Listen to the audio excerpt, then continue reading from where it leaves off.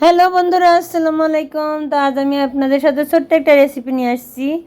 আমার ছাদ বাগানে অনেক গন্ধভাতেলের পাতা হয়েছে। তো সবসময় তো বড়া ভেজে খাই, তো মনে করছি যে নতুন কিছু টিপস আপনাদের সাথে শেয়ার করি।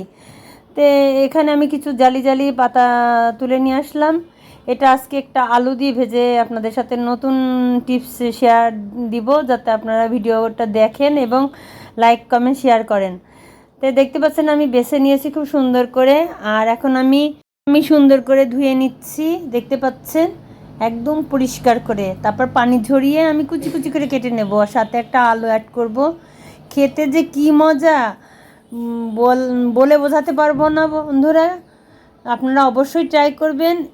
আর আত্মীয় স্বজন আসলে তাদেরকে না বলে ভেজে পরিবেশন করাবেন, তাদেরকে উপহার দিবেন। তারা খেয়ে বলতেই পারবে না যে এটা গন্ধভাতেলের পাতা ভাজি।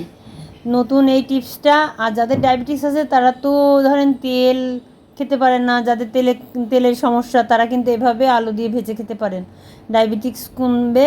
আর এই পাতা তো অনেক উপকারী গুণ আছে।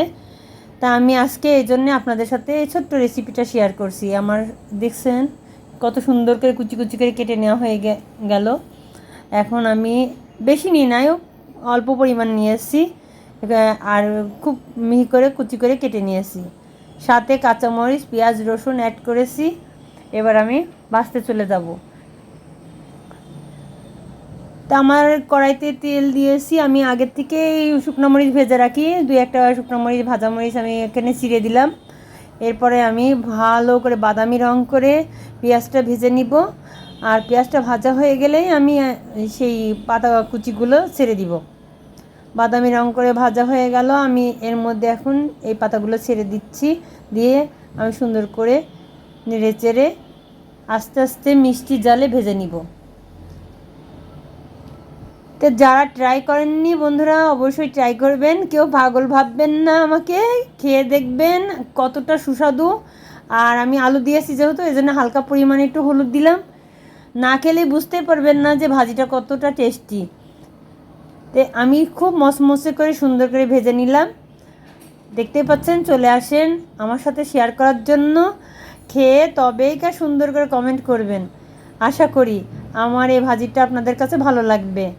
আর ছোট ছোট রেসিপিগুলো আমি আপনাদের সাথে শেয়ার করি নতুন কিছু দেওয়ার জন্য।